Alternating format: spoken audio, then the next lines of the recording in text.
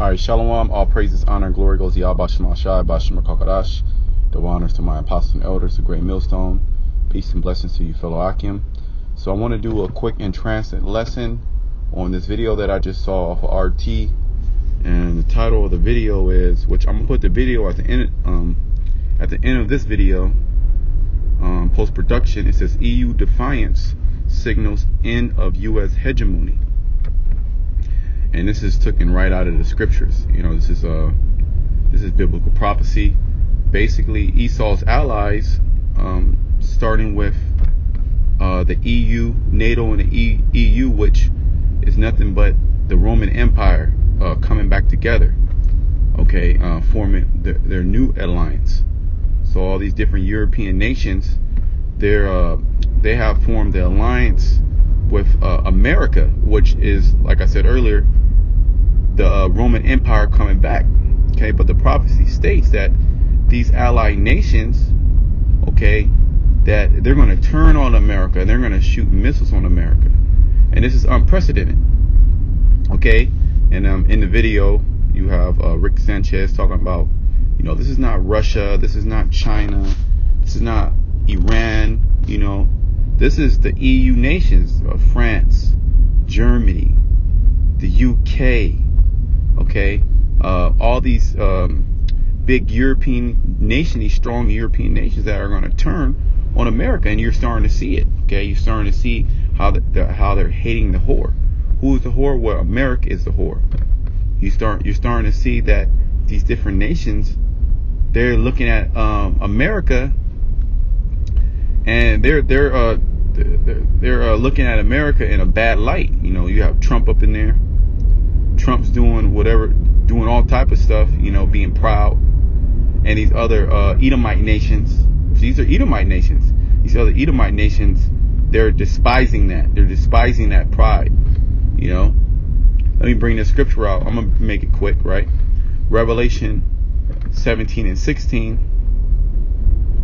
And it says, and the 10 horns which thou sawest upon the beast is what? The beast is talking about the Esau, okay, the Roman Empire coming back, the beast. The 10 horns are talking about these EU countries, which when you go into it, they were the same countries that made up the Roman Empire. Okay, and shall make it says, these shall hate the whore. So these different European nations that gave power to the beast, right? That's Esau's power, is NATO and the EU. Those conglomerate European nations. They're starting to hate the whore. Who is the whore? America, like I said earlier. America is the whore that sits upon the scarlet covered beast. When you read up into the in the chapter, it goes into that. Okay? And shall eat her flesh and burn her with fire. So ultimately, what's happening is the Lord is setting in stages for the EU to break away from America, because they're not getting anything out of the deal. Okay, they're being dragged into wars, they're being dragged into conflicts. Okay, they're being told what to do. All right, they're supposed to be a sovereign nation, but Esau here in the States is controlling them. So they're going to break away from that. Okay, they're trying to stop trade with different nations like Russia and Iran. They're basically cutting into their pockets. Okay, so you're starting to see these different European nations break away from Babylon, America, the whore. Okay, and America is going to be isolated. They want to put sanctions on everybody. Well, America is going to get sanctioned. All these other nations, they're going to come together. They're going to sanction America. Okay, trade is going to stop. And they're going to deal with each other. They're not going to deal with America. Okay? And you people in America, you're going to suffer. You're going to start rioting. And you're going to be just like these, you're going to be like France. France is rioting like crazy. You're going to be like these different European nations that are rioting. Okay? That are out of control. America's going to get out of control. And you're not going to have any power. Okay? That's the strongest military, so-called, in the world. That's going to be null and void, okay? That's going to be null and void. Nobody's going to buy your weapons. Nobody's going to buy your food. Nobody's going to buy your goods. Okay, you're going to be isolated. You're going to have sanctions put on you. And what does that symbolize? Them symbolizing them hating you. And then they're going to burn you with fire. What is that fire? Well, it's the thermonuclear missiles. That's the end game. The end game is Babylon being destroyed by all their allies.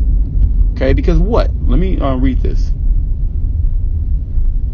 Obadiah 1 and 2. Behold, I have made thee small among the heathen, thou art greatly despised. Okay, yeah, Esau, in particular, the American Edomite, the most proud people on the planet Earth. Well, their symbol is what? The eagle, the bird that flies above them all. Which that's ultimately all Esau's symbol. Yet America has a particular spirit upon them, the American Edomite, because they're the globe. They're the ones who put down all the nations. They're the top Edomite country. Okay, all these different small. Well, they broke up Europe. Okay, World War I, World War II. They broke up Europe. The powers that be. All right, and Europe is divided. The different Edomite nations are divided by language and culture, which they're all Edomites. They come together. They come together in NATO and the EU. Yet you're starting to see that being broken apart. I want to bring out another scripture too. Let me just get that real quick. Actually, it's another, some more scriptures hitting me. Let me bring this scripture out, and then I'm gonna go to another scripture. Yeah, we're actually living in biblical prophecy as we speak. We're living in a time where America's going to be isolated. Okay, this is Isaiah 19 and 2, and I will set the Egyptians against the Egyptians. Now, who are the modern day Egyptians? Well, the ruling class, modern day Egyptians, are speaking about the Edomites. And you're starting to see that these Edomites, they're fighting against each other. Literally. Okay, you had Macron and the different, you had Trudeau, which is the Prime Minister of Canada, the President of France.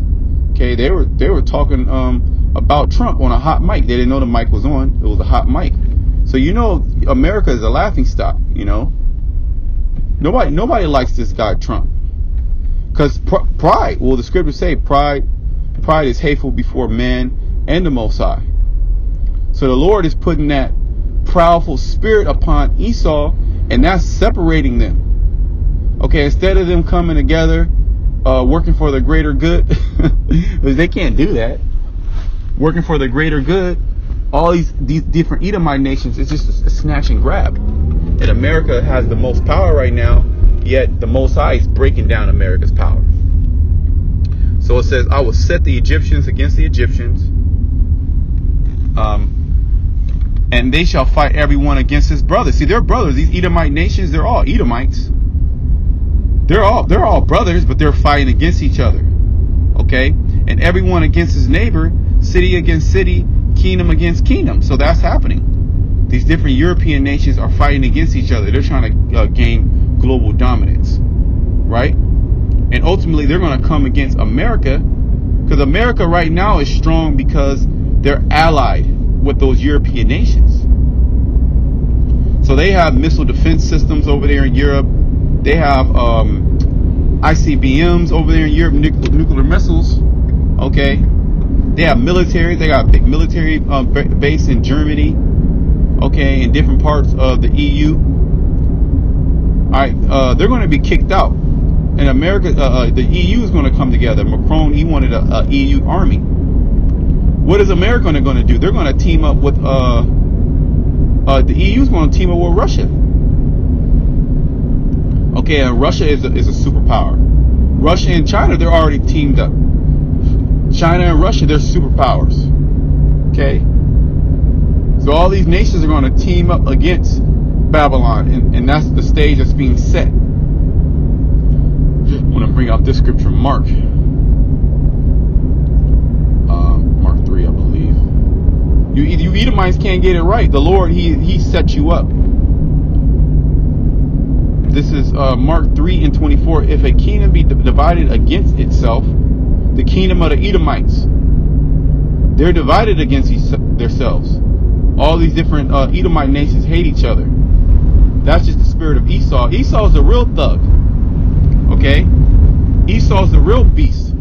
Look what they did to each other to try to gain dominance. Okay, Russia, America, Great Britain, UK, France, Italy, Germany, okay, Spain. They all went to war with each other. Okay, and hundreds of millions have died since World War I, since World War II. Hundreds of millions have died. And who were they fighting? They were fighting against each other. Okay? For what? World dominance. So that's what they're going to use World War III. That's what they think one of these nations are going to come out on top. Either China, or China thinks they're going to come out on top. Well, that's not going to happen. Russia thinks they're going to come out on top. So they're all pivoting themselves to be the best situation. And the best situation is going to be to get away from the United States. It's imploding. It's an actual falling kingdom. It's a falling empire. If you know anything about empires have a start, they have a rise, and then they have a decline, a fall. And we're at the end of this fall. So it says, if a kingdom be divided against itself, that kingdom cannot stand. And if a house be divided against itself, that house cannot stand. You see, so the house, Esau's house cannot stand. What is Esau's house? Well, this hegemony, Edomite supremacy. It's all going to fall right along with Babylon, because Babylon's going to be destroyed, but these different European nations, they're going to be destroyed too. The Lord's coming back. The Lord's going to come back to put all these nations down. Okay, under his foot. Okay, and then the Israelites are going to rule. But right now we're easing our way up into those times. Okay, the Lord is setting these stages. Since our apostles and elders on down, we've been telling you these things. Now they're actually starting to happen. It just takes time. We have to have patience, right? And we just continue to prophesy and speak about these things. But these things are happening. Let me go back to Obadiah. So right now the beast is hating the whore. Okay, the beast is the Roman Empire coming back in a form of these EU nations. Okay, NATO and the EU, because you have Canada. Canada is a Commonwealth of Great Britain. You have also Australia. It's a Commonwealth of Britain. Well, America came out of Britain. Okay. So this is Obadiah 1 and 2 again. I have made thee small among the heathen, thou art greatly despised. In particular, you Edomites here in America, you're greatly despised because of your pride. What's going to go into it? The pride of thy heart hath deceived thee. See, you have been deceived. You Edomites have been deceived. You had all that pomp because you brought down the nations. Well, you didn't give credit to the Lord. You should have knew that the Lord is the one who allowed you to bring down all the nations. The Lord is the one who allowed you to bring down the Israelites, to put us in captivity. It was the Lord. He's the one that allows you to do it, and he's going to be the one who take you out of power, because he gave you this great power. And look what you have done with it. You have destroyed everything. Thou that dwellest in the clefts of the rocks, whose habitation is high, that saith in his heart, who shall bring me down to the ground? And that's the mindset of an Edomite. That's the mindset of these Edomites. Who's going to bring me down? He's looking left and right. Ain't nobody going to bring me down. Not even God going to bring me down. That's what he's thinking. He's so proud he created a space force to fight against the angels. So he thinks that nobody can take him out of power. That's not even coming into his head. That's that pride. Okay? Another characteristic of the Edomites, they like to dwell high in the clefts of the rocks. That's where they're originally from. Okay, Mount Seir, the land of Edom. Okay, and you have that same architecture. Okay, in modern times. Okay, these downtowns, these high rises, which he sits above everybody. You have these. Well, that's why he has these summit meetings. What's the summit? The top of the mountain. Okay. Though thou exalt thyself as the eagle, see Esau's symbol, eagle, the eagle. You're exalting yourself. You're above everybody. That's what you think. You've been above everybody for so long that you really think that you did this on your own. That you're the one who got yourself in that situation. And there's nobody can take you down. Esau, there ain't nobody to take me down. That's the pride. That's the pride of this damn devil's heart. Okay. It says, give me a second, let me park.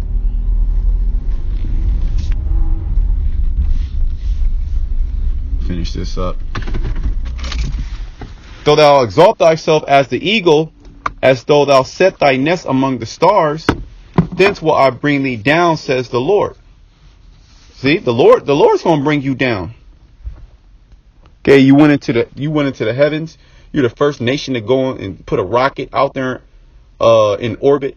Okay, send little Edomites up in space with space suits and shit. Now you think you're gonna be able to colonize Mars, and now they want to colonize Jupiter. Okay, you even got Moab. Moab want to grow cotton on the moon, on some shit like that. Something crazy. So all these nations, they're following after you, and they're going to be destroyed right along with you Edomites. Okay, let me go down. Verse 7, all the men of thy confederacy have brought thee even to the border. The men that were at peace with thee have deceived thee. So they're going to, just like you deceive everybody, Esau, all these different nations, they're going to deceive you. Okay? They're going to deceive you. You like to deceive people? Well, they're going to turn their back on you. These Edomite European nations that you think that they can't turn on you, well, Babylon, America, you're going to be turned on. You're going to be deceived. Basically, they're going to turn their back on you.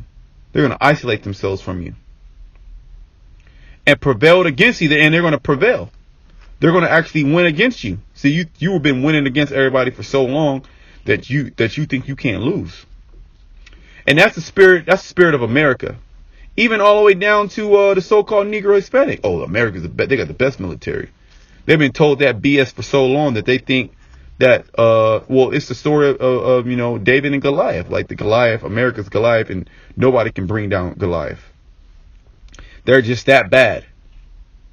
They that eat thy bread have laid a wound under thee. Yeah, all these nations that you give aid to. Okay, there is no understanding in him. Shall I not in that day, said the Lord, even destroy the wise men out of Edom, and the understanding out of the mount of Esau?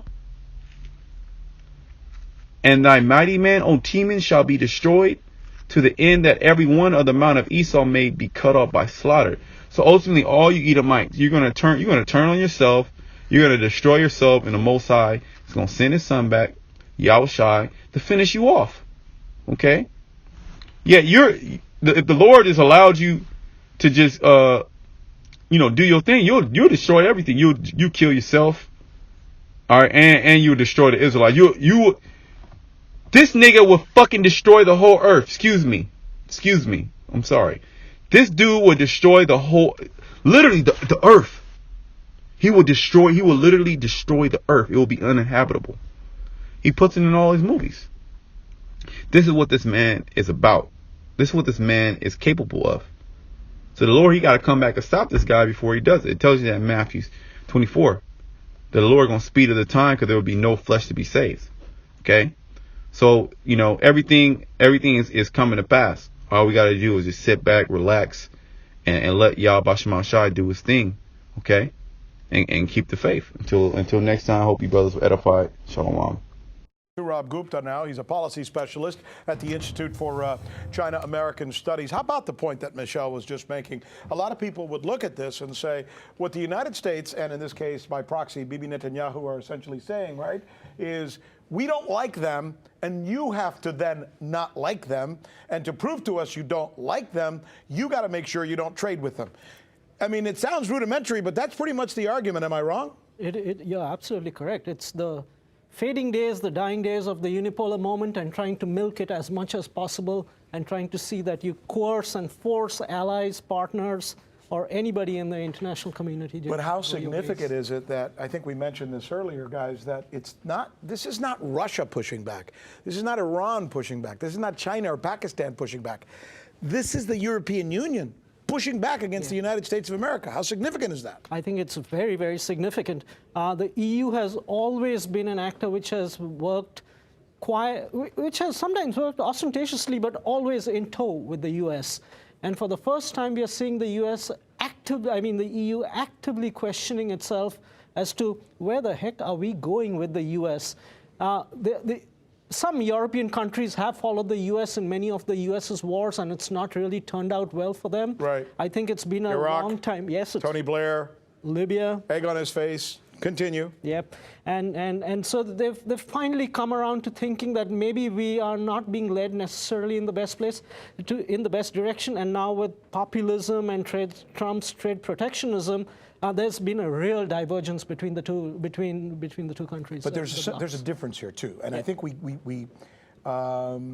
would be foolhardy to not mention that these countries who are essentially going against U.S. policy are bound by a treaty to do that, right? Oh, absolutely, particularly in the Iran deal. And here's the real irony of it. First of all, let me get to your point.